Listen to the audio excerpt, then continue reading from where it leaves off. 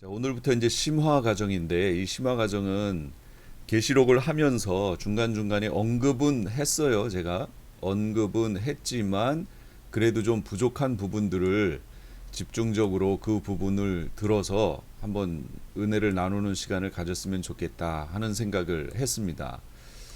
그래서 이제 오늘 그 첫 시간이 뭐냐면 현 시대의 기독교인들의 삶이 덕이 안 되는 이유에 대해서 우리가 좀 얘기를 좀 나눴으면 좋겠어요. 이 부분은 현 시대에만 그랬던 건 아니에요. 어거스틴이 살았던 시대, 그러니까 AD 300년대 중후반 얘기하는 거예요. 어거스틴이 살던 시대에 어거스틴이 깨달은 말씀대로 성도들을 교육했겠죠. 교육했는데 그 결과를 누가 말해주냐면 펠라기우스라고 하는 사람이 말해줍니다. 이 펠라기우스는 수도사예요. 수도사니까 자신의 삶을 얼마나 절제하고 그런 삶을 살았겠어요. 그러다가 어느 지역을 가게 됐는데 기독교인들의 삶을 보면서 펠라기우스가 실망을 하는 겁니다. 그래서 당신들은 기독교인이면서 어떻게 삶이 이럴 수가 있느냐라는 지적을 하게 되지요. 그리고 그 원인이 어거스틴이 말한 그 신학적 교리 때문이다라는 것을 알게 됩니다. 그래서 펠라기우스가 어거스틴이 말한 그 신학의 문제점을 지적하게 되는 거예요. 요건 이제 다음 시간에 얘기를 또 할게요. 결론적으로는 그거예요. 어거스틴은 뭘 얘기했나요? 하나님의 주권 얘기했죠. 구원을 위한 하나님의 주권. 구원은 하나님께서 하시는 작업이다. 구원의 모든 것은 하나님의 주권 아래에 있다. 이 얘기를 했어요. 그러니까 사람들이 이 얘기를 듣고 구원은 내 노력이 아니라 나의 어떤 것이 아니라 하나님의 작업이구나. 그리고 어떻게 했어요? 그리고서는 자신들 마음대로 산 거예요. 그러니까 삶이 엉망이 돼버린 거죠. 신앙의 삶이 방종이 돼버렸어요. 이걸 수도사였던 펠라기우스가 보고 그 관점에는 문제가 있다 하고 들고 나온 것이 뭐냐? 그게 바로 신앙 구원에는 인간의 자유의지가 거기에 포함된다. 자유의지로 신앙생활에 자유의지를 집어넣은 거예요. 그 내용을. 그러니까 이것이 문제가 되어 어거스틴과 펠라기우스가 논쟁을 벌이기 시작합니다. 이제 싸우는 거예요. 신학적으로. 결과적으로는 411년도에 종교회의를 통해서 펠라기우스가 졌어요. 그리고 421년인가 그때 완전하게 펠라기우스는 이단이다라고 정죄를 받습니다. 종교회의를 통해서.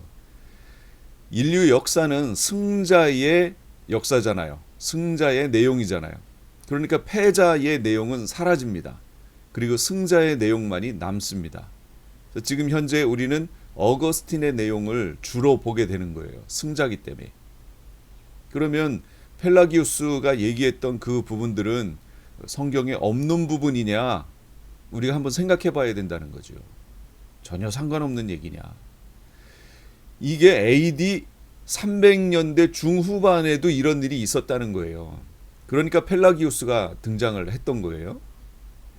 그 똑같은 현상이 지금 이 시대에도 그대로 있습니다. 제가 여기서 질문한 거, 현 시대의 기독교인들의 삶이 덕이 안 되는 이유는 뭘까요? 라고 하는 내용이 바로 그 내용이에요. 그 내용. 어거스틴과 펠라기우스 논쟁 시대에 있었던 바로 그 내용이 지금 반복되는 거예요. 역사 속에 계속 반복됩니다. 뭔가가 문제가 있지 않아요? 똑같은 것이 반복되는 게 인류 역사이기는 하지만 신학적으로 똑같은 것을 교회에서 계속 경험한다는 것은 뭔가가 조금 문제가 있다는 거지요. 그 문제점을 우리가 빨리 깨달아야 되는데 그것을 이단이다 하고 정죄를 해버리니까 그 내용이 자꾸 교회에서 사라졌다 나왔다 사라졌다 나왔다 하는 거예요. 그럼 한번 볼게요. 저는 저의 처방이에요. 저는 이 문제가 교리적 문제다 라고 얘기합니다. 저의 처방은 그렇습니다. 그럼 교리적 문제 중에 뭐가 문제냐? 첫 번째는 구원관의 문제다 라고 저는 생각하는 거예요. 그 다음에 또 문제가 있어요. 두 번째는 천년 왕국관의 문제구나. 제가 메시아 왕국관이라고 바꿨거든요. 천년 왕국관이라고 하는 문제는 그거는 사람들을 오해하게 만들 소지가 조금 있어요. 무슨 얘기냐면 천년 왕국이라고 하는 그 내용은 요한계시록에만 나오는 얘기예요. 그런데 그게 사실은 뭘 얘기하는 거냐면 메시아 왕국을 얘기하는 거죠. 그러니까 메시아 왕국이 성경 전체의 흐름으로 봤을 때 메시아 왕국이라는 단어를 쓰는 것이 더 성경적 언어를 쓰는 것이다 라는 생각을 저는 하게 됐습니다. 그래서 메시아 왕국이라는 단어를 써서 설명을 할게요. 메시아 왕국이에요. 그래서 막간에 한번 이 얘기도 해볼게요. 성경에 있는 계시는 점진적입니다. 점진적. 처음부터 모든 것이 한 번에 다 나와 있지 않아요. 처음에는 원시 복음에서부터 시작하여 점점 이 복음의 내용이 이렇게 확장되는 것이 성경의 내용이에요. 그래서 제가 구약 성경에서 누가 만약에 천국을 연구하고 싶은데 천국에 대해서 자세히 알고 싶은데 그 사람이 만약에 구약 성경을 본다면 저는 그렇게 추천하지 않을 것 같아요. 왜냐하면 구약 성경에는 천국에 대한 모습이 별로 나타나 있지 않습니다. 구약 성경에는. 그럼 구약 성경에는 뭐에 대한 모습이 설명이 많이 나와 있어요? 메시아 왕국. 그렇죠. 구약 성경에는 메시아 왕국에 대한 설명이 자세히 나왔어요.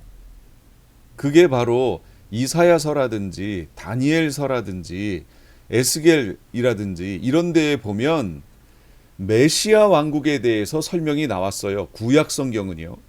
그러니까 어떤 사람이 만약에 메시아 왕국에 대해서 자세히 알고 싶습니다. 그러면 저는 구약 성경에 이사야라든지 다니엘이라든지 에스겔이라든지 스가랴라든지 이런 부분을 보세요라고 설명할 거예요. 왜냐하면 계시의 흐름상 구약 성경에선 메시아 왕국을 설명하고 있거든요.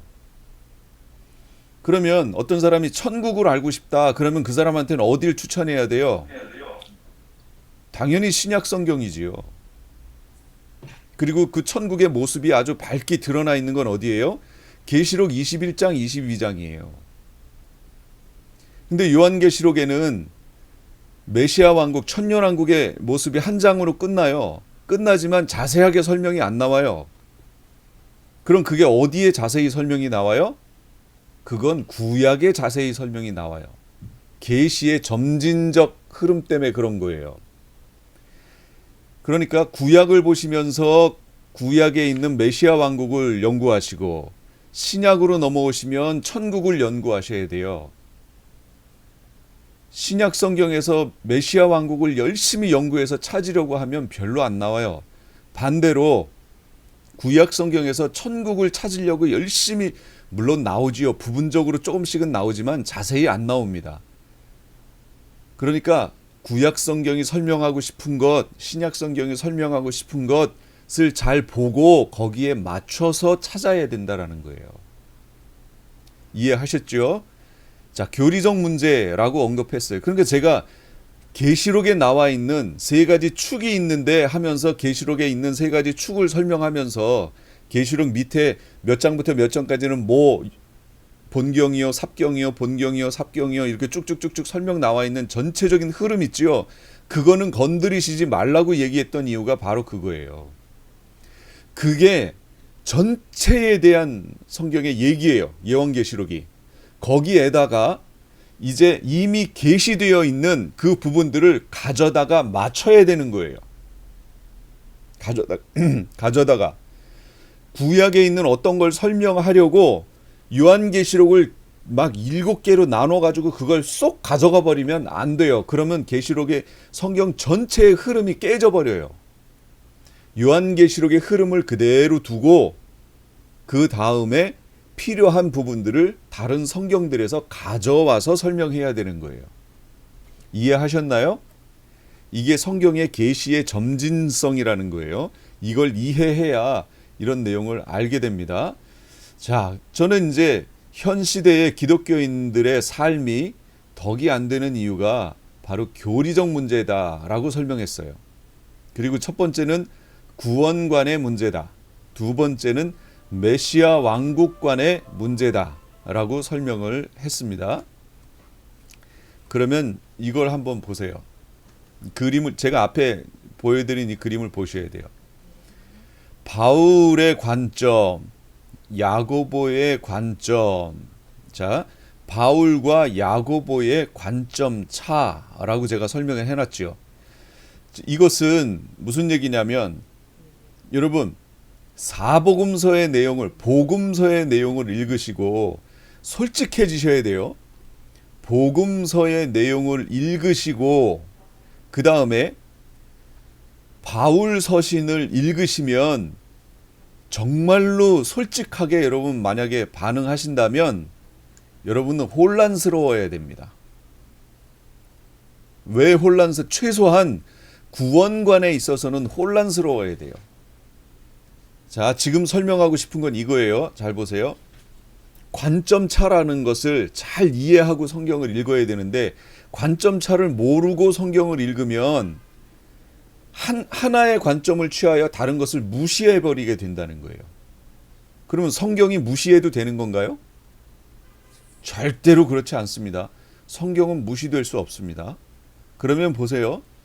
사복음서에서 복음서에서 예수님이 하시는 구원에 대해서 보세요. 나더러 주여 주여 하는 자마다 다 천국에 가는 것이 아니요 다만 내 아버지의 뜻대로 행하는 자라야 들어가리라. 이렇게 얘기하셨잖아요. 그렇죠. 주여 주여 이렇게 한다고 들어가는 거 아니고 행하는 자라야 들어간다라고 예수님이 복음서에서 행함에 대해서 얼마나 강조했어요. 한 부자 청년이 찾아와요. 어떻게 해야 선생님 제가 어떻게 해야 구원을 얻습니까? 율법에 있는 대로 다 행하라고 그래요. 저는 어려서부터 그거 다 행했는데요. 그러니까 예수님이 기특하게 여기시면서 그에게 이렇게 얘기하시죠. 그 청년이 부자였어요. 그러니까 네가 가진 모든 것을 다 팔아서 가난한 사람에 나눠주고 너 나 쫓아와라. 그 사람이 어떻게 돼요? 가진 재산이 많음으로 근심하여 돌아갔다라고 나와요. 아니 이거 너무 좀 잔인한 거 아니에요, 예수님? 다 팔아가지고 다 나눠주고 그 다음에 쫓아오라니. 예수님이 말씀하신 삶의 모습을 보세요. 구원과 연결되어 있는. 여러분 이 관점으로 복음서를 읽어보세요. 그러면 이 구원 이거 쉬운 게 아닌데? 라고 여러분 느끼실 거예요. 느끼셔야 돼요. 한번 솔직한 마음으로 읽어보세요. 여러분이 예수님이 하신 말씀을 쉽게 넘어갔다는 것은 뭐 때문에 그러냐면 바울의 관점을 마음속에 새기고 그 관점을 배경으로 하여 성경을 읽었기 때문에 그래요. 예수님의 복음서를 바울의 관점을 취하고 복음서를 읽었기 때문에 여러분 쉽게 읽었던 거예요. 근데 그거 버리고 예수님이 하신 말씀 그대로를 액면 그대로를 바라보시고 한번 읽어보세요. 그러면 와 이거 구원이라는 것이 이게 쉬운 게 아니구나 라는 것을 느끼시게 돼요. 관점이에요. 그래서 제가 여기에다가 바울의 관점, 야고보의 관점이라고 쓰고 그 배경에다가 색깔을 집어넣었어요. 약간 노르스름한 색깔을 집어넣었어요. 이걸 관점이라고 얘기하는 거예요. 이 색깔이 이런 배경적 관점을 가지고 이 내용을 딱 보면 자 여러분 보세요. 바울의 관점이라고 써있는 글하고 야고보의 관점이라고 써있는 글 어느 게 눈에 잘 들어와요? 야고보의 관점. 야고보의 관점. 그러니까 내가 배경을 노란색의 관점을 취하고서 이 글을 딱 보면 야고보의 관점이라는 글이 더 확 들어옵니다. 또 하나 실험해 볼게요. 이거는 어떤가요? 바울의 관. 바울의 바울의 관점. 관점이 쑥 들어와요. 제가 배경을 바꿨잖아요. 배경적 색깔을 바꿨다고요. 글자는 바꾸지 않았어요. 그대로 뒀고 배경만 바꿨어요. 색깔을. 이거는 불구스름한 걸로 바꿨어요. 자, 지금 우리가 일반적으로 성경을 보는 관점이 이 관점이에요. 뒤에다가 불구스름한 관점을 깔고 성경을 보는 거예요. 그러니까 바울이 말한 관점이 눈에 쑥 들어오는 거예요. 성경을 보면서. 아, 이게 옳지. 아, 물론 다는 아니에요. 다는 아니에요. 침례교 다니시는 분이라든지 감리교라든지 성결교라든지 이런 데 다니시는 분들은, 또는 순복음이라든지 이런 데 다니시는 분들은 아닙니다. 반대예요. 반대. 저는 이제 장로교이기 때문에 장로교 교리를 의 입장에서 말씀을 드리는 것이고, 한국 교회의 큰 문제라고 지적되어지는 부분이 바로 그 부분이기 때문에 제가 이렇게 설명하는 겁니다. 그런 부분들이 바로 이 관점을, 이 불구스름한 관점을 취했기 때문에 이 바울의 관점이라는 부분이 성경을 읽으면서 이게 그냥 쑥쑥 들어오는 거예요. 그런데 사복음서에 나와 있는, 복음서에 나와 있는 예수님의 말씀은 야고보의 관점을 취해요. 야고보의 관점을 취해요. 그렇기 때문에 야고보적 관점의 생각을 가지고 성경을, 복음서를 보셔야 정확하게 예수님이 말씀하신 게 들어옵니다. 이 관점을 취하면 성경을 오해하게 돼요. 그러면 제가 지금 이 칼빈주의적, 장로교 개혁주의 칼빈주의적 관점을 무시하는 건가요? 아니에요. 저 칼빈주의 공부한 장로교 목사입니다. 그 모든 것이 문제가 된다라는 것을 말하는 게 아니에요. 어떤 부분에 있어서 문제가 된다는 걸 얘기하는 거지요. 근데 오늘 그 내용들을 설명을 쭉 할 거예요. 그러면 뭐 여기서 말하는 알미니안주의는 문제 없나요? 예, 그것도 문제가 심각해요. 아주 심각합니다. 두 가지가 어떻게 조화를 이룰 수 있느냐 하는 걸 오늘 얘기할 거예요. 자, 여기에 말하는 행함, 믿음, 행위, 믿음이라고 나와 있는 행함, 행위라고 하는 우리말로 번역된 이게 헬라어 원어는 에르곤이라는 단어예요.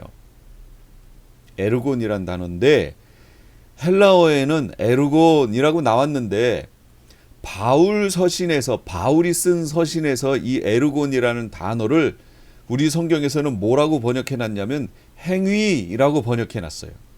그리고 야고보 서신에서는 똑같은 에르곤을 행함이라는 단어로 번역해 놨어요. 마치 행위와 행함이 다른 것인 양 똑같은 단어를 이렇게 번역해 놨어요. 여러분 성경 찾아보세요. 바울 서신에서는 행위 이렇게 나와요. 그런데 야고보 서신으로 가면 행함 이렇게 나와요. 그거 사실 원어로 가면 똑같은 단어예요. 왜 그렇게 해놨을까? 의도가 있을 것 같아요. 이 번역한 사람들이.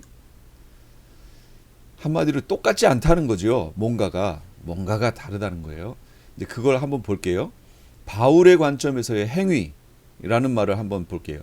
사람이 의롭게 되는 것은 율법의 행위로, 제가 행위라고 번역한다고 그랬죠. 바울 서신은 율법의 행위로 말미암음이 아니요 오직 예수 그리스도를 믿음으로 말미암는 줄 알므로 우리도 그리스도 예수를 믿나니 이는 우리가 율법의 행위로서가 아니고 그리스도를 믿음으로써 의롭다함을 얻으려 함이라.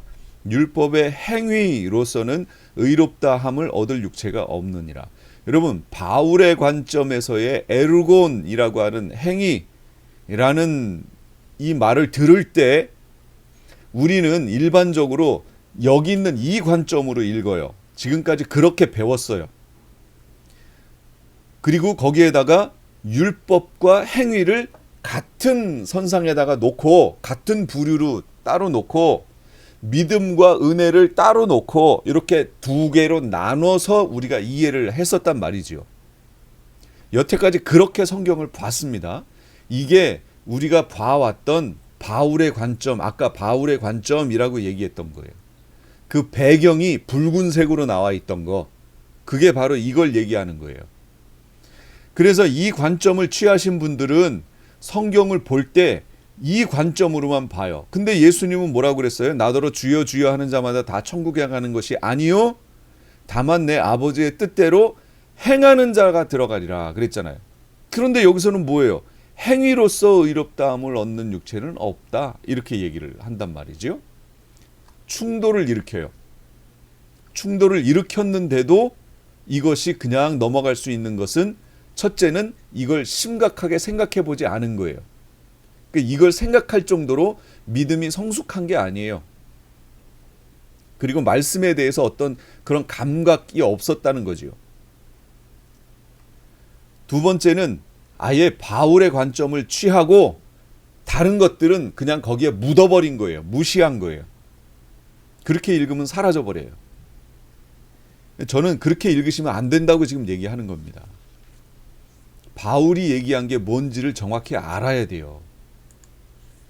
갈라디아서 2장 21절, 내가 하나님의 은혜를 패하지 아니하노니 만일 의롭게 되는 것이 율법으로 말미암으면 그리스도께서 헛되이 죽으셨느니라. 율법 안에서 의롭다함을 얻으려 하는 너희는 그리스도에게서 끊어지고 은혜에서 떨어진 자로다. 그러니까 바울 관점에서의, 바울이 지금 행위라고 말하는 거, 바울 관점에서의 행위는 뭘 얘기하는 거냐면 의롭다함을 얻기 위한 수단을 얘기하는 거예요. 수단. 의롭다함을 얻기 위한 수단으로서의 에르곤을 지금 바울은 설명하는 거예요. 그러므로 의롭게 되기 위하여, 의롭게 되는 것은, 예를 들어 볼게요. 의롭게 되는 것은 여러 가지 방법이 있는데, 수단이 있는데 그 중에 하나가 행위라고 봤을 때 바울은 그거 가지고는 안 된다, 이렇게 얘기하는 거죠. 오직 믿음으로만 의롭다함을 얻을 수 있다. 믿음만이 의롭다함을 얻을 수 있는 유일한 수단이다, 이렇게 설명하는 거예요. 그래서 그 수단으로서의 행위를 비교를 해서 설명하는 겁니다. 이게 잘못됐나요? 아니요, 이거 잘못되지 않았어요. 그런즉 믿음으로 말미암은 자들은 아브라함의 자손인 줄 알지어다. 그러나 성경이 모든 것을 죄 아래 가두었으니 이는 예수 그리스도를 믿음으로 말미암는 약속을 믿는 자들에게 주려 함이라. 뭘 주려 함이라고요? 약속을 믿음으로 말미암는 약속을 주려 함이라. 그러므로 믿음으로 말미암아 우리에게 주어진 건 바로 약속이라고 제가 계속 얘기했지요. 약속이에요. 구원의 확증이 아니고, 구원의 성취나 완성이 아니고, 그 예수 그리스도를 통하여 너에게 구원을 줄게라고 하는 약속을 주신 거라고요. 여기 성경에 있잖아요. 약속을 믿는 자들에게 주려 하심이라. 약속 주신 거예요. 이같이 율법이 우리를 그리스도께로 인도하는 초등교사가 되어, 옛날 성경에서 몽학선생이 되어, 이렇게 설명했지요. 우리로 하여금 믿음으로 말미암아 의롭다함을 얻게 하려 함이라. 너희가 다 믿음으로 말미암아 그리스도 예수 안에서 하나님의 아들, 이거 아들들입니다. 복수. 하나님의 아들들이 되었으니, 믿음으로 말미암아 너희가 그리스도의 것이면 곧 아브라함의 자손이요 약속대로 유업을 이을 자니라. 바울의 관점에서의 믿음은 그럼 뭘 얘기하는 거냐? 의롭다함을 얻기 위한 수단. 아까랑 똑같죠. 행위하고 똑같죠. 예, 그런데 믿음은 수단으로서 옳은데 행위는 아니다, 그 얘기예요. 수단이 안 된다. 지금 바울은 그거 설명하고 있는 거예요. 바울이 뭘 설명했는지를 잘 이해하시고 지금 들으셔야 돼요. 오늘 이걸 정확하게 아시면 성경을 보시는 관점이 완전히 달라지실 거예요. 오늘 바울이 왜 행위라는 단어를 여기다가 썼는가, 에르곤이라는 행위라는 단어를 썼는가, 야고보는 그럼 왜 행위라는 단어를 거기다가 썼는가, 예수님은 주여 주여 하는 자마다 천국에 다 가는 게 아니고 내 아버지의 뜻대로 행하는 자라가 들어간다라는 말씀을 왜 썼는가 라는 것을 오늘 확실하게 정립을 하셔야 돼요. 그래야 구원관이 바로 잡히고 그로 말미암아 방종으로 넘어가지 않는다는 거예요. 계속 지적되어 왔던 인류 기독교 역사 속에서 계속해서 지적되어 왔던 왜 크리스찬이면서 왜 삶이 그래? 라고 하는 지적받는 거. 요게 이제 어떻게 말씀 안에서 해결이 되느냐라는 걸 지금 설명할 겁니다. 자, 다시 보세요. 바울의 관점은 행위, 믿음이라는 두 단어를 써서 설명하고 있는데 이걸 어떤 의미로 바울은 설명하고 있냐면 수단이라는 의미로 설명하는 거예요. 무슨 수단이요? 의롭게 되는 의를 얻는 우리가 의롭다. 우리가 무슨 의인이에요? 우린 죄인이지요. 그런데 죄인인 우리가 어떻게 의를 얻을 수 있느냐라고 할 수 있는 그 의를 얻는 수단으로서 믿음과 행위를 놓고 바울은 오직 믿음으로만 의롭다함을 얻을 수 있다라고 지금 얘기를 하는 거예요. 행위는 안 된다. 그거 가지고는 의를 얻을 수 없다. 이렇게 설명하는 겁니다. 이게 바울의 관점이에요. 행위와 믿음은 그래서 같지 않아요. 결론적으로 보면 오직 믿음으로만 의롭다함을 얻을 수 있다. 행위로서 의롭다함을 얻을 수 없다. 그래서 수단으로서는 일치하지 않는다. 그걸 말하는 겁니다. 자, 그럼 바울의 관점에 의해서 이렇게 보는 관점에 의하여 생겨난 문제점을 볼게요. 내 행위가 어떠하든지 한번 예수님을 그리스도로 영접하고 나면, 믿음으로 영접하고 나면 구원은 이루어진다. 그렇게 구원받은 그 한 번 구원은 영원히 변치 않는 구원이다. 구원에서 탈락할 수 없다.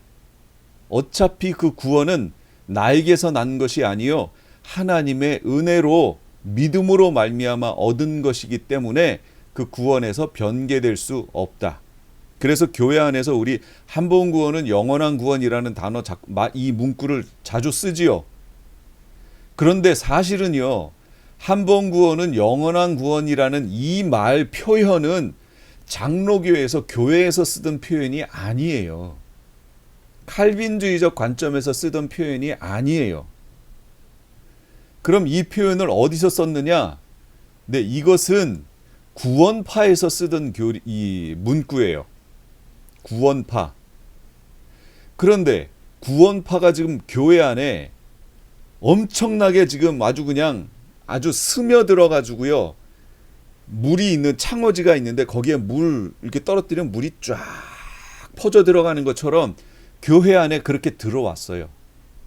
그리고 그 관점을, 구원파적 관점을 취하신 분들이 써낸 책이라든지 설교라든지 이런 것들을 목사님들이 은연중에 듣고 나서 그렇지, 구원이 변개가 되지 않지, 그러니까 한 번 구원이 영원한 구원이구나 하고 교회 안에서 한 번 구원이 영원한 구원이라는 이 문구를 자연스럽게 쓰게 됐어요. 그래서 지금 한국교회 안에 한 번 구원이 영원한 구원이다 라고 얘기하시는 분들이 되게 많아요. 그런데 기본적으로요, 이것은 장로교에서, 칼빈주의적 관점을 취하신 장로교에서 원래 쓰던 말이 아니다. 구원파에서 쓰던 말이다 라는 걸 이해하시고 접근하셔야 돼요. 지금 바울적 관점을 취하여 성경을 보면 이렇게 얘기를 하게 된다는 거예요. 성경을 볼 때 또 어차피 행위로는 구원을 얻을 수 없고 오직 믿음으로 구원을 얻기 때문이다. 이렇게 얘기를 하는 거죠. 이유를 설명하자고 하면 행위와 믿음은 별개의 것이다. 이건 별개의 것이다. 따라서 믿은 후의 행위는 구원에 영향을 미치지 않는다. 그러므로 구원의 확신을 얘기할 수 있는 거예요. 여러분, 구원의 확신은 어떤 측면에서 얘기할 수 있는 거냐면 구원의 성취라는 측면에서 얘기하는 거예요. 무슨 얘기냐면 구원이 성취됐을 때 그때서 쓸 수 있는 말이 구원의 확신이라는 말이에요. 그런데 여러분, 구원이 성취됐나요? 성취 안 됐잖아요. 예, 약속만 가지고 있죠? 약속만? 예, 예. 아까도 보셨잖아요. 약속받았다고 얘기했잖아요. 그럼에도 불구하고 우리가 얘기할 그 구원의 성취의 관점에서 구원의 확신을 얘기하는 이유는 구원은 믿음으로 얻기 때문이다라고 하는 바울의 이 얘기를 들었기 때문이에요. 이 관점을 취했기 때문에. 궁금증이 있으시겠지만 잠깐 참아주세요. 자, 그 다음 바울 신학의 행위와 믿음의 관점으로 구원관을 정립했기 때문에 발생한 문제예요. 다시요, 점검할게요. 바울의 관점은 행위와 믿음을 어떤 의미로, 어떤 측면에서 행위와 믿음이란 단어를 설명했지요? 의롭게 되기 위한 수단으로서 설명한 거예요. 그래서 이신칭의라는 게 나오는 거예요. 믿음으로써 의롭다 칭하여진다. 의롭다함을 얻는다. 이신칭의. 이신칭의라는 말이 잘못된 말이 아닙니다. 부족한 말입니다. 잘못된 말이 아니고 부족해요. 제가 한자가 능하지 못하기 때문에 이신칭의 다음에 4개의 한자가 더 들어가야 돼요. 이신칭의만 얘기하니까 지금 위에서 말한 이 내용들을 교회에서 취하고 결론적으로 왜 현 시대에 기독교인들이 덕이 되지 않는가라고 하는 질문이 계속해서 나오는 거예요. 이것이 어거스틴에서부터 계속 나왔다고 제가 얘기했잖아요. 여러분, 초대교회는 너희들의 삶이 왜 그래? 라는 얘기를 안 들었어요. 초대교회의 성도들이 들었던 삶의 그 얘기는 뭐예요? 너희들의 삶이 왜 그래? 똑같은 얘기를 들었다면 초대교회에서 들었다는 의미는 어떤 의미인가요? 어떻게 너희는 그렇게 살 수 있어? 어떻게 너희는 너희의 재산을 다 헌금하면서 그걸 가지고 가난한 사람들을 구제하고 핍절하는 사람이 없도록 그렇게 만들 수가 있어? 어떻게 너희는 너희의 것을 포기할 수가 있어? 그러면서 하나님 나라를 세울 수가 있어? 초대교회는 이렇게 들었죠. 근데 지금은요, 어거스틴 때부터는 어떻게 너희가 크리스찬이라면서 그런 삶을 살 수 있어? 이기적으로? 이런 얘기 듣는다는 거 아니에요. 그러니까 뭐가 변질됐다는 거예요. 변질. 그래서 구원은 얻지만 뭔가 좀 변질돼서 부족해요. 자, 이신칭의는 옳지만 100%는 아니에요. 이 뒤에 뭔가가 빠졌어요. 말이. 이제 그런 내용들을 설명을 하겠습니다. 자, 이번에는 야고보의 관점에서의 행함이라는 말을 한번 관찰을 해볼게요. 야고보의 관점에서의 행함이란 뭘 얘기하는 건가? 보세요. 내 형제들아, 만일 사람이 믿음이 있노라 하고 행함이 없으면 무슨 유익이 있으리요? 그 믿음이 능히 자기를 구원하겠느냐? 이와 같이 행함이 없는 믿음은 그 자체가 죽은 것이라. 어떤 사람은 말하기를 너는 믿음이 있고 나는 행함이 있으니 행함이 없는 내 믿음을 내게 보이라. 나는 행함으로 내 믿음을 너에게 보이리라 하리라. 아, 허탄한 사람아, 행함이 없는 믿음이 헛것인 줄을 알고자 하느냐? 네가 보거니와 믿음이 그의 행함과 함께 일하고 행함으로 믿음이 온전하게 되었느니라. 자, 야고보의 관점에서의 행함, 에르곤이라고 하는 단어는 믿음의 정당성의 근거로서의 행함을 말하는 거예요. 네가 갖고 있는 그 믿음이 정당한 믿음이냐, 진짜 믿음이냐, 살아있는 믿음이냐, 의를 얻기에 충분한 믿음이냐? 그러려면 뭘 보라고요? 에르곤을 보라고. 행함. 그러니까 믿음의 정당성의 근거로서의 행함을 지금 야고보는 말하는 거예요. 그러니까 야고보의 입장에서 지금 행함을 얘기했는데 야고보의 입장에서 행함이 없으면 그 믿음은 뭐라는 거예요? 가짜라는 거예요. 그 믿음은 정당성이 없는 거예요. 행함이 없으면 그 믿음을 가지고 구원을 얻었다라고 얘기할 수 없다라는 거예요. 그러면 아까 예수님이 말씀하신 거, 나더러 주여 주여 하는 자마다 다 천국에 가는 것이 아니요 다만 내 아버지의 뜻대로 행하는 자라가 에루곤 행위 행하는 자라가 들어가리라 라고 말씀하신 게 맞아요, 틀려요? 너무나 정확하게 맞지요. 그 행함이 없으면 그 사람이 믿는다라고 했던 그 믿음이 뭐라고요? 가짜라고. 정당성이 없는 믿음이라고요. 의의를 얻을 수 있는 믿음이 아니라는 거예요. 이게 지금 야고보가 얘기하는 것이고, 야고보가 얘기하는 관점이 바로 사복음서에서 말하는 예수님이 말씀하신 관점이에요. 야고보를 유심히 보셔야 된다고 제가 계속 말씀드리는 이유가 있어요. 여러분, 여태까지 우리는 바울 서신적 관점으로 성경을 봐왔고 신앙생활을 해왔어요. 그러니까 고행도 필요 없고 뭣도 필요 없고 뭣도 필요 없고 다 이렇게 이해를 한 거예요. 그걸로 우리가 구원 얻는 게 아니니까 하고 지금 얘기를 해왔단 말이죠, 여태까지. 그런데 그거는 바울적 관점에서 얘기하는 것이고, 현대 크리스찬들이 신앙에 적용하기 위하여 행위에 대해서 알고 싶으면 야고보의 관점을 취하여 성경을 보고 해석하셔야 돼요. 제가 계속 이렇게 말씀드립니다. 또 볼게요. 그럼 야고보의 관점에서의 믿음은 뭐냐? 야고보는 믿음을 뭐라고 얘기하느냐? 내 사랑하는 형제들아 들을지어다. 하나님이 세상에서 가난한 자들을 택하사 믿음에 부요하게 하시고 또 자기를 사랑하는 자들에게 약속하신 나라를 상속으로 받게 하지 아니하셨느냐? 약속하신 나라를 상속으로 받게 하는 데 있어서 뭐라고요?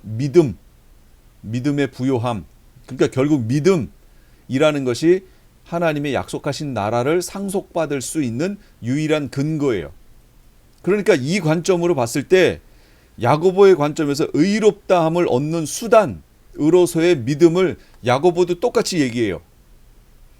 야고보가 어떤 걸 행하여 구원을 얻을 수 있다고 얘기하는 게 아니에요. 야고보도 똑같이 믿음으로 구원을 얻는다라고 얘기하는 거예요. 약속하신 나라는 믿음으로 받게 된다라고 똑같이 얘기합니다. 다른 점은, 차이점은 그렇게 믿음을 통하여 약속하신 나라를 상속받는데 그 상속받은 그 믿음이 정당한 믿음이냐, 하나님께서 인정하시는 믿음이냐, 그걸 보려면 뭘 보라고요? 행위를 보라. 그렇죠. 행위를 보라. 행위가 올바르면, 행함이 올바르면 그 믿음을 옳다라고 볼 수 있다는 거지요. 그런데 행위가 안 따라오면 그 믿음은 자체가 죽은 것이다. 가짜다. 그 얘기를 말하는 거예요. 지금 야고보는. 바울의 관점하고 좀 달라요. 믿음으로 의롭다함을 얻는다. 믿음으로 구원 얻는다. 믿음으로 약속하신 나라를 상속받는다는 관점은 똑같아요. 야고보나 바울이나 똑같아요. 오직 믿음으로, 이신층의 이건 똑같아요. 그런데 바울은 그렇게 하나님의 나라를 상속받는 데 있어서 믿음 말고 행위라고 얘기하는 사람들이 있는데 그 행위는 안 된다. 내가 무엇인가를 하여 하나님의 나라를 상속받을 수 없다라고 행위를 설명한 거예요. 에루곤을. 그런데 야고보는 관점이 달라요. 야고보가 말한 에루곤의 설명은 믿음으로 구원 얻은 그 믿음이 정당하냐 그렇지 않으냐를 판단할 수 있는 기준, 그 근거가 뭐냐, 그게 행위라는 거예요.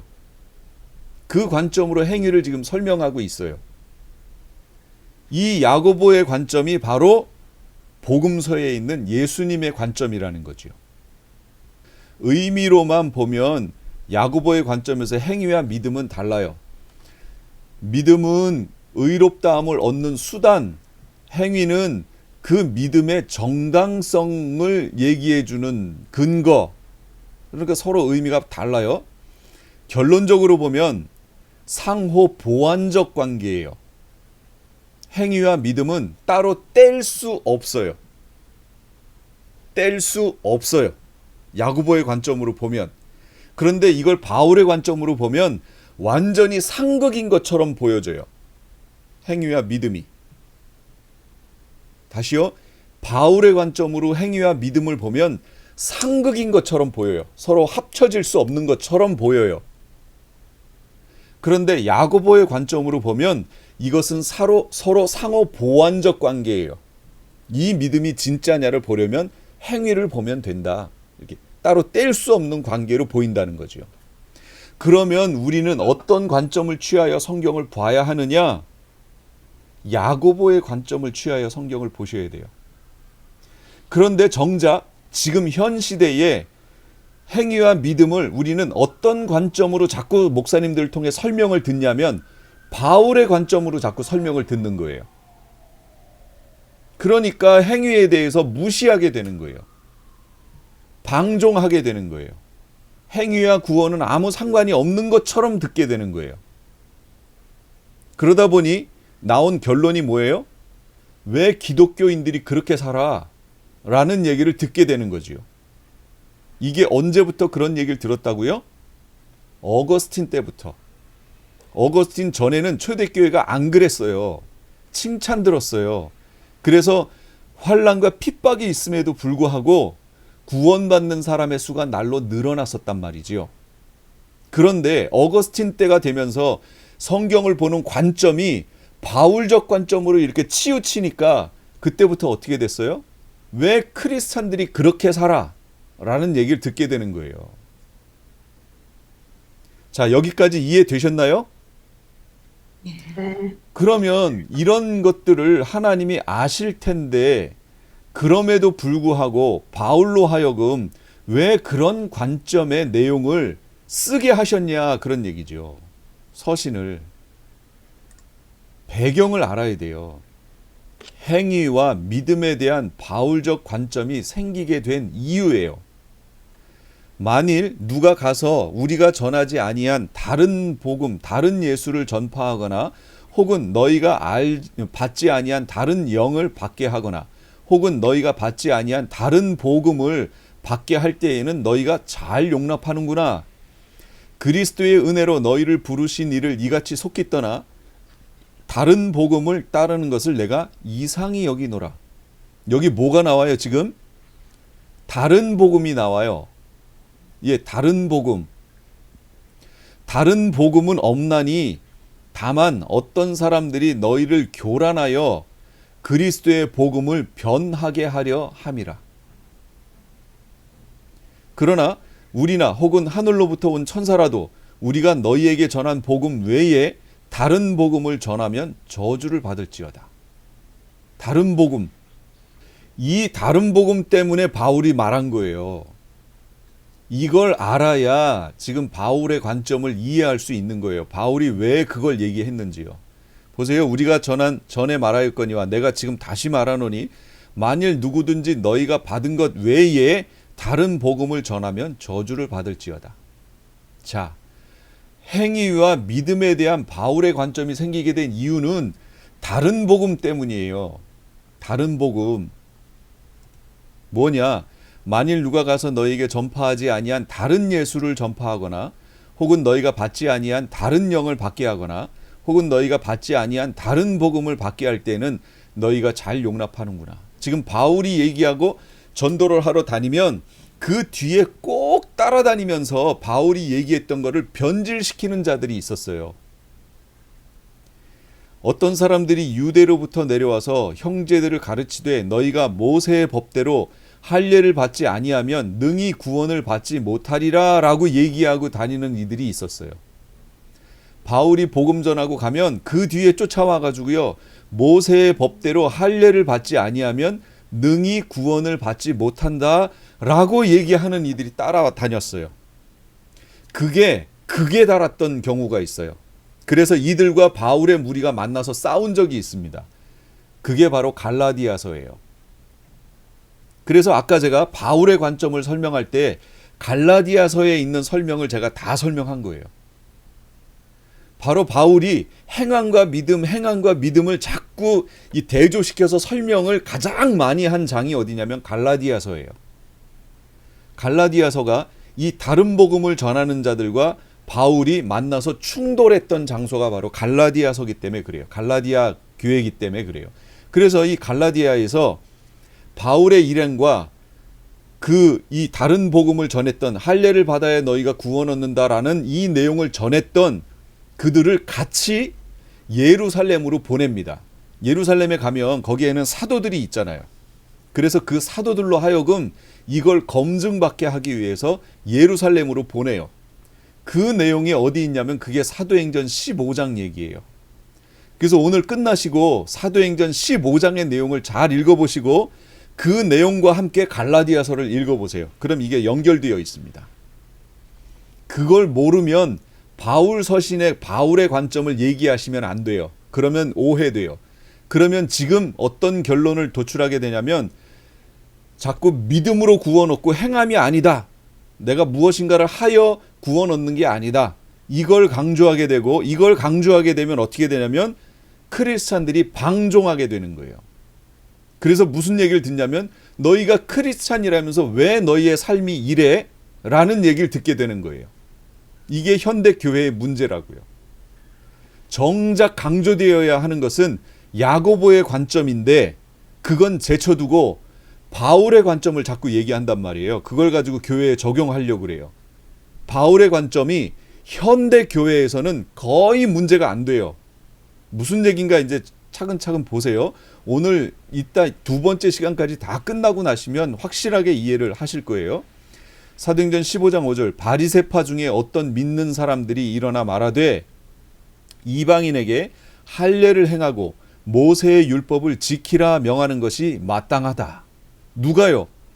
바리새파에 속한 어떤 믿는 사람들이. 그럼 여기서 믿는 사람들이라는 것은 그들은 누구라는 거지요? 크리스천들이라는 거지요. 그런데 바리새파니까 이 사람들은 어느 나라 사람들이에요? 어느 민족? 유대인. 그렇죠. 유대인들이에요. 유대인들 중에 파가 갈라져 있죠. 사두개파, 바리새파, 에세네파, 나중에는 나사렛파도 나왔고 이렇게 갈라져 있잖아요.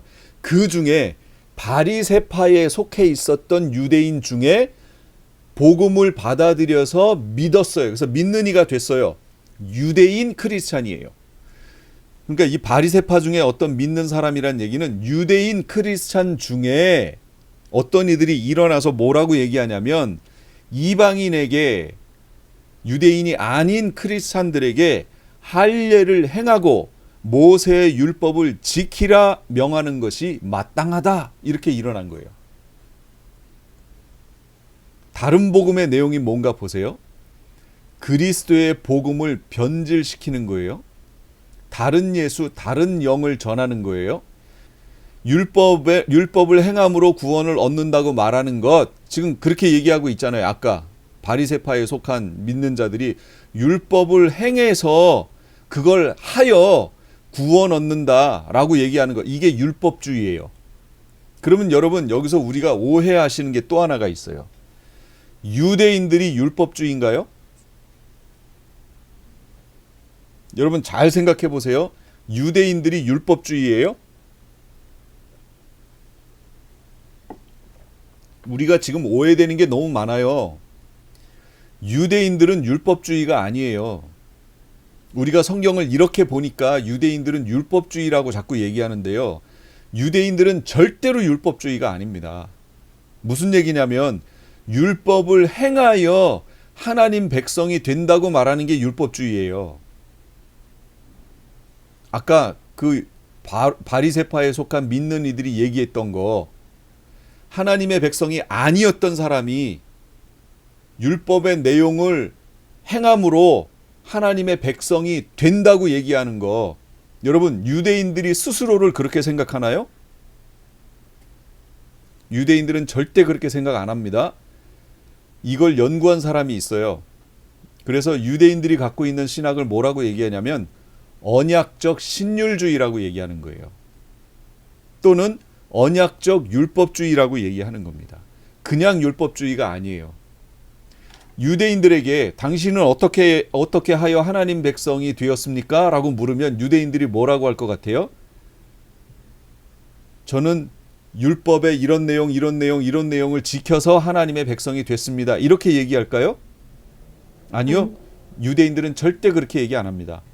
저는 나면서부터 하나님 백성인데요 라고 얘기하지요. 그러니까. 그렇지 않나요? 맞아요. 맞아요. 그렇죠. 그러니까 유대인들은 율법주의가 아니라니까요. 근데 우리는 자꾸 성경을 보면서 유대인들은 뭐라고 그래요? 율법주의라고. 유대교는 율법주의라고 얘기하잖아요. 유대교 율법주의 아닙니다. 언약적 신율주의예요. 무슨 얘기냐면 이미 하나님 백성 무리 안에 들어와 있고 그러면 율법을 왜 주셨어요?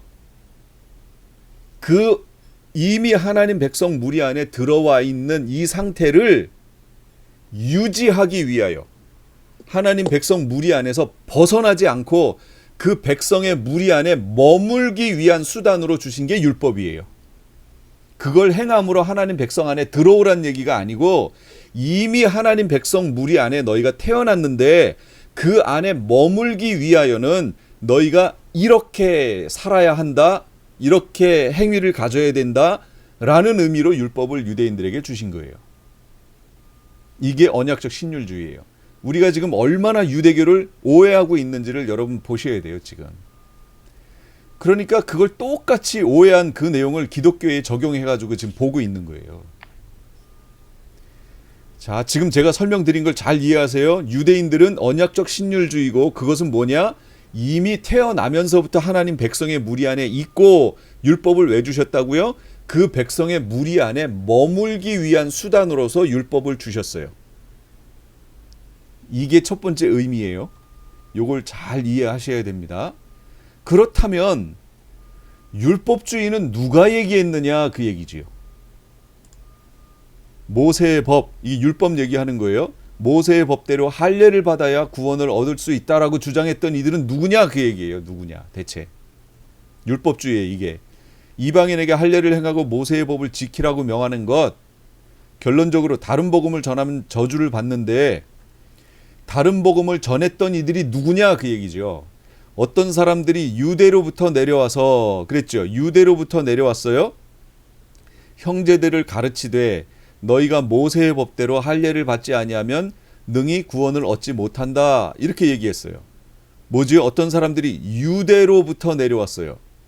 유대로부터 내려왔다는 것은 바리새파 사람 중에 어떤 믿는 사람들이 일어나서 똑같이 얘기해요. 이방인에게 할례를 행하고 모세의 율법을 지키라고 말해야 된다.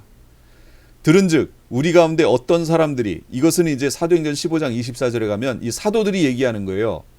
우리 가운데 어떤 사람들이 우리의 지시도 없이 나가서 말로 너희를 괴롭게 하고 마음을 혼란하게 한다 하기로. 무슨 얘기죠? 이 다른 복음 전했던 유대로부터 왔던 바리새파 중에 믿는 그들 누구였어요? 유대인 크리스찬 얘기하는 겁니다. 그냥 유대교인 말하는 게 아니고 유대인 크리스찬 얘기하는 거예요. 당시 유대인들은요, 그러니까 유대를 얘기할게요.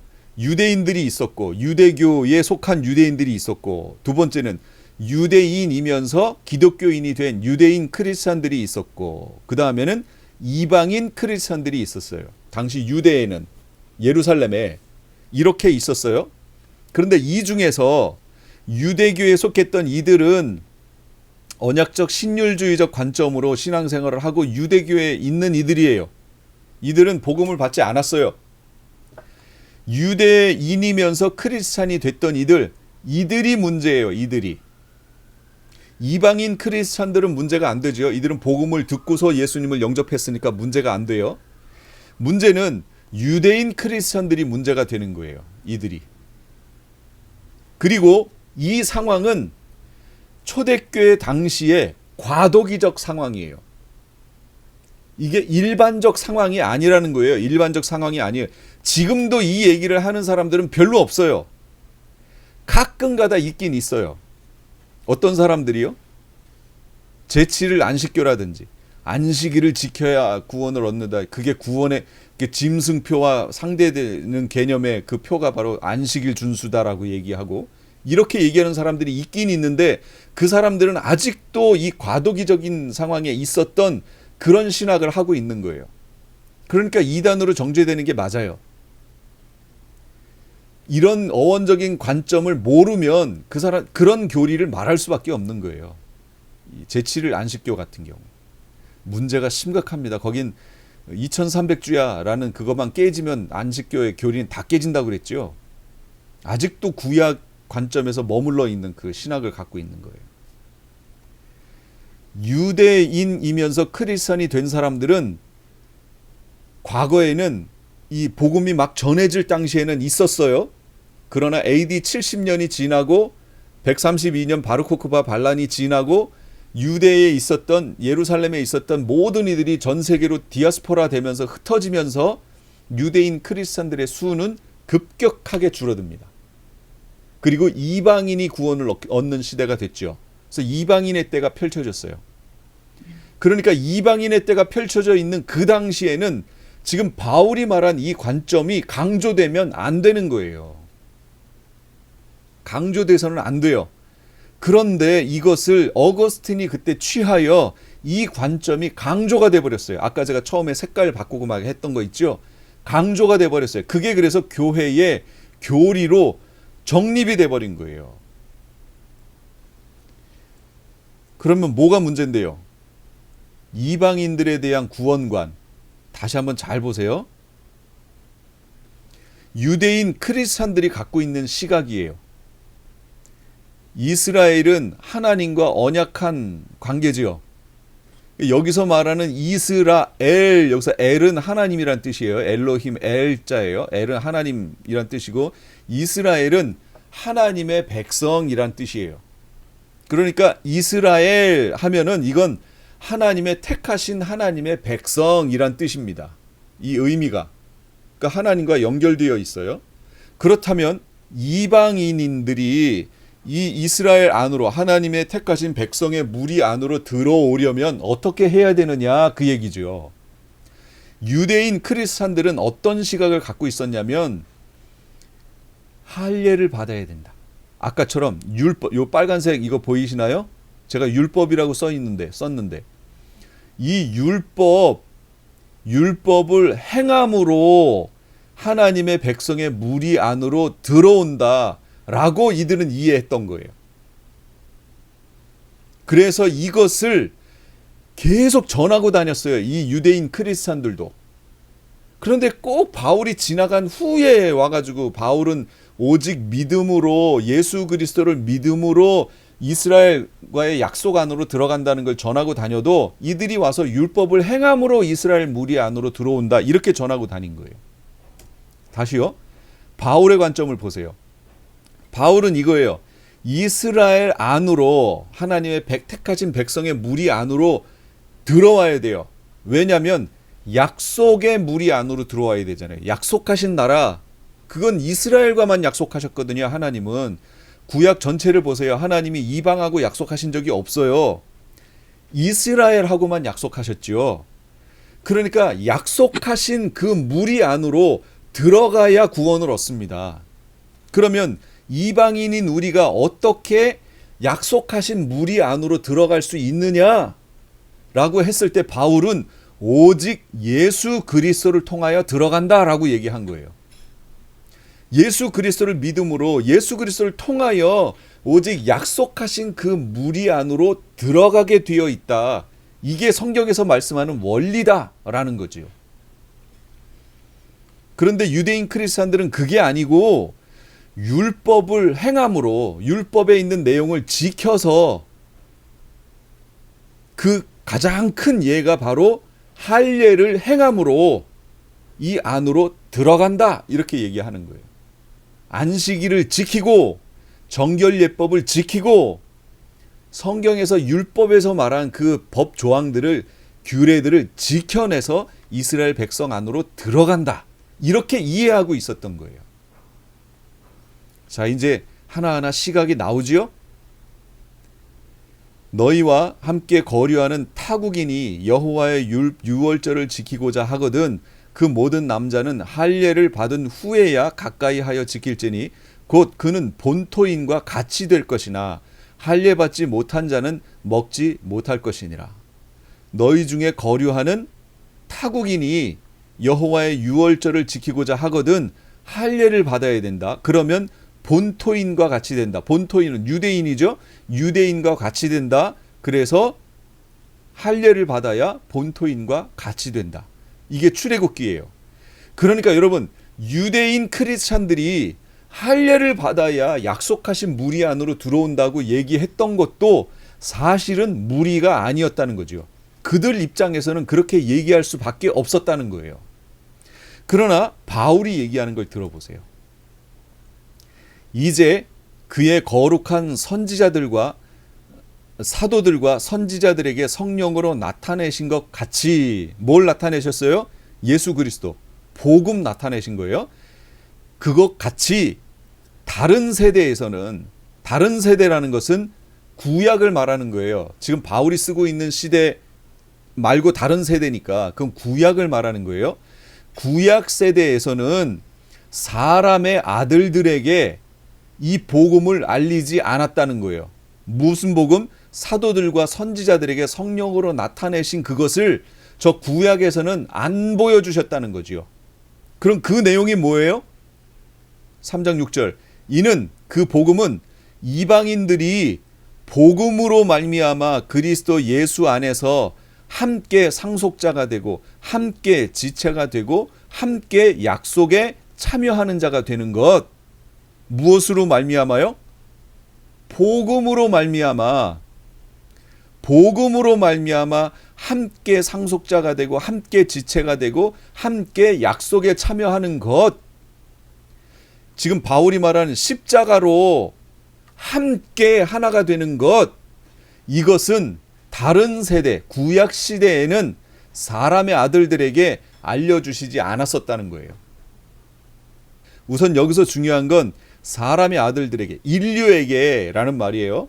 인류에게 복음을 통하여 함께 상속자가 되고 지체가 되고 약속에 참여한 자가 된다라는 것을 구약 시대에는 말씀해 주신 적이 없다는 거예요. 그러니까 유대인들은 뭐밖에 몰라요? 어디까지밖에 몰라요? 여기까지밖에 몰라요. 할례를 받아야 본토인과 같이 된다는 것까지밖에 몰라요. 그러니까 유대인 크리스찬들이 이렇게 얘기할 수 있었던 것도 어느 정도 이해는 가요. 이들은 아직 깨닫지 못한 거예요. 그래서 이 깨닫지 못한 자들에게 바울이 지금 갈라디아서에서 전하는 거예요. 바울이 행위와 믿음을 갖다 놓고 지금 설명하는 내용이 뭐냐면 바로 이 깨닫지 못한 자들을 깨닫게 하기 위한 거예요. 이 부분을. 그러니까 이게 일반 크리스찬들에게 얘기하시는 내용이 아니라는 거예요. 그런데 지금은 일반 크리스찬들에게 이게 강조되어 지금 설명되니까 이게 성경을 보는데 혼란이 온 거예요. 똑같은 에르곤, 행위라는 단어를 바울이 썼는데 바울이 쓴 에르곤이라는 단어와 야고보가 쓴 에르곤이라는 단어는 설명한 방향성이 다르다. 그러면 야고보가 얘기하는 관점이, 제가 계속해서 그랬잖아요. 현대 교회는 야고보가 얘기한 관점의 에르곤, 그 관점의 행위라는, 행함이라는 단어를 알고 그것대로 신앙생활을 해야 된다. 야고보의 관점을 취해야 된다라고 얘기했죠. 그럼 바울은 그 관점을 얘기 안 했을까요? 여러분, 바울도 야고보의 관점으로 설명했습니다. 바울 서신의 모든 내용이 그거예요. 어떻게 아느냐? 바울은 이 다른 복음 전하는 자들 때문에 어쩔 수 없이 행함이라는 단어를 이걸 설명하느라고 갖다 썼어요. 그러니까 나중에 야고보처럼 또 행함이란, 에르곤이란 단어를 또 쓰면 혼란이 오잖아요. 그러니까 바울은 어떻게 이걸 설명했냐면 바울 서신의 앞부분은 이 교리적 내용을 설명하는 데 쓰고 바울 서신의 뒷부분은 이게 다 야고보가 얘기했던 행위, 에르곤에 해당하는 표현들이에요. 다. 예를 들어 볼까요? 제가 로마서를 볼게요. 로마서 11장까지는 교리적인 내용이에요. 사실은 8장까지가 교리적 내용이었어요. 9장, 10장, 11장은 이스라엘은 어떻게 될 것인가 하는 문제를 여기에서만 다뤄놨어요. 로마서에서. 그 다음에 12장부터가 바로 야고보가 말한 행함이라는 단어를 설명하는 거예요. 그런데 행함이라는 단어를 안 써요. 쓸 수가 없죠. 앞에서 다른 의미로 썼기 때문에. 그러면 어떻게 쓰느냐? 자, 이렇게 얘기합니다. 그러므로 형제들아, 내가 하나님의 모든 자비하심으로 너희를 권하노니 너희 몸을 하나님이 기뻐하시는 거룩한 산 제사로 드리라. 이는 너희의 드릴 영적 예배이니라. 너희 몸을 하나님이 기뻐하시는 거룩한 산 제사로 드려라. 이렇게 설명하는 거예요. 그러면서 여기 이 세대를 본받지 말고 오직 마음을 새롭게 함으로 변화를 받아 하나님의 선하시고 기뻐하시고 온전한 뜻이 무엇인지 분별하여 살아라. 내게 주신 은혜로 말미암아 너희 각 사람으로 말미암아 마땅히 생각할 그 이상의 생각 품지 말고 오직 하나님께서 각 사람에게 나눠주신 믿음의 분량대로 지혜롭게 살아라. 우리가 한 몸에 많은 지체를 가졌으나 모든 지체가 다 같은 것이 아니다. 이와 같이 우리 많은 사람이 그리스도 안에서 한 몸이 되어 서로 지체가 되었느니라. 우리에게 주신 은혜대로 받은 은사가 각각 다르니 쭉 은사도 설명하고 형제 사랑하고 우애하고 존경하고 서로 먼저하고 부지런하고 게으르지 말고 열심을 품고 주를 섬기라. 여러분, 이 내용들이 다 뭐예요? 이거 다 행함이잖아요. 바울은 이렇게 설명했어요. 행함이란 단어를 쓰지 않고 바울 서신의 후반부를 다 행함에 대해서 할애해서 설명해놨다고요. 그런데 이 부분을 읽으면서 우리는 어떻게 읽어요?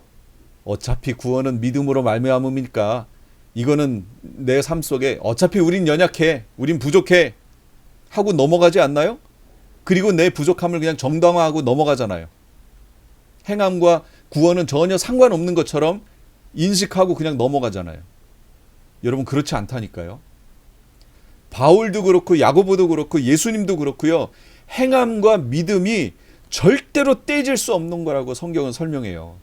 그런데 우리는 바울이 다른 복음을 전하는 초대교회 당시에 유대인 크리스찬들이 전했던 다른 복음, 그 당시에 있었던 과도기적 상황에서 등장했던 그걸 설명해 놓은, 그것도 갈라디아서에 집중적으로 설명해 냈던 그 내용을 바울 서신의 전체인 양 지금 교회 안에서 확대하여 장로교, 특히 칼빈주의적 관점을 취한다고 하는 교회들이 이걸 확대하여 교회 안에서 설명한 거예요.